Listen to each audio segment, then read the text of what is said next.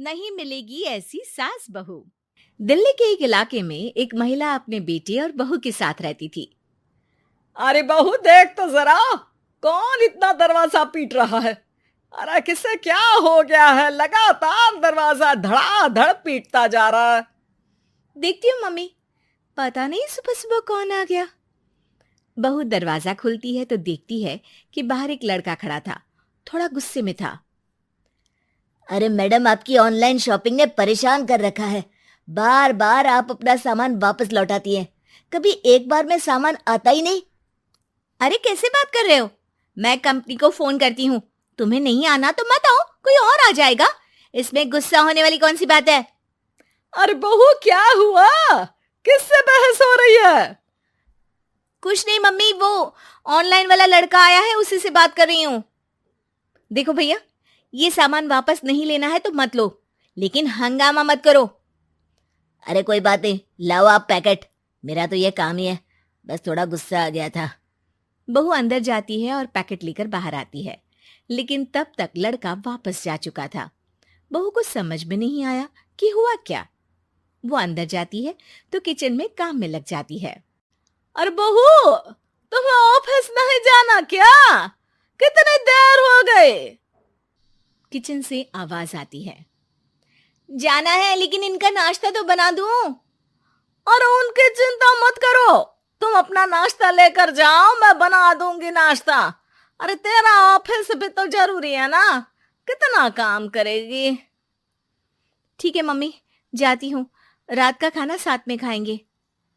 इसके बाद सास ने दरवाजा बंद कर लिया। शाम को डोरबेल बजी। सास को लगा कि बहू ऑफिस से लौट आई है, लेकिन दरवाजा खोलते ही सामने एक पुलिस वाला है। राहुल यानी कि उसके बेटे ने उससे पूछा, कौन है माँ? अरे पुलिस आई है बेटा, तुम्हारे बारे में पूछ रहे हैं। अच्छा, अभी आया माँ। आप ही राहुल है? हाँ जी, मैं ही राहुल हूँ। आपकी पत्नी का नाम विनीता है? हाँ जी, लेकिन आप ये सब क्यों पूछ रहे हैं? और कहाँ है मेरी वाइफ? देखिए, परेशान मत होइए, आपको मेरे साथ चलना होगा, मैं आपको रास्ते में पूरी बात बताता हूँ। मैं आपके साथ थाने क्यों चलूं? कोई क्रिमिनल थोड़ी ना हूं मैं। अरे मैं आपको थाने नहीं ले जाने आया हूं, बल्कि आपको मेरे साथ अस्पताल चलना है। राहुल परेशान होकर पूछता है। क्यों, क्या हुआ? देखिए, आपकी पत्नी का बड़ा एक्सीडेंट हो गया है और वो अस्पताल में भर्ती है। बस किसी तरह से आपका पता मिल सका, इसलिए हम आपको लेने आ गए। राहुल हड़बड़ी में माँ को बगैर बताए पुलिस वालों के साथ घर से निकल जाता है। सर, क्या हुआ मेरी पत्नी को? कुछ तो बताइए। देखिए, घबराइए मत, वो आईसीयू में है, अभी कुछ कहा नहीं जा सकता। कुछ देर में सभी अस्पताल पहुंचते हैं। डॉक्टर साहब, मेरी पत्नी ठीक तो हो जाएगी ना? कैसी हालत है उसकी? देखिए, अभी कुछ कहा नहीं जा सकता है। सिर में चोट है और खून बहुत बह चुका है। शायद खून की भी जरूरत पड़े। ठीक है, मैं खून देने को तैयार हूँ। ठीक है मिस्टर, लेकिन हमें सेम ग्रुप का ही खून चाहिए। अगर आपका मैच होगा तभी आपका खून काम आ सकेगा। जी ठीक है डॉक्टर साहब। तब तक राहुल की माँ भी अपने एक पड़ोसी के साथ अस्पताल पहुंच चुकी थी।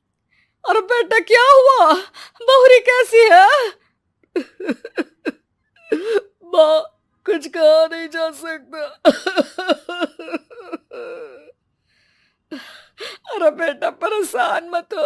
अरे बहू को कुछ नहीं होगा, वो दिल की बहुत अच्छी है। माँ बेटे बैठे हुए इंतजार कर रहे हैं। सर, आपका ब्लड मैच नहीं हो रहा है और ब्लड हमें अभी चाहिए। अरे बेटा, डॉक्टर साहब से बोलो ना मेरा ब्लड ले ले।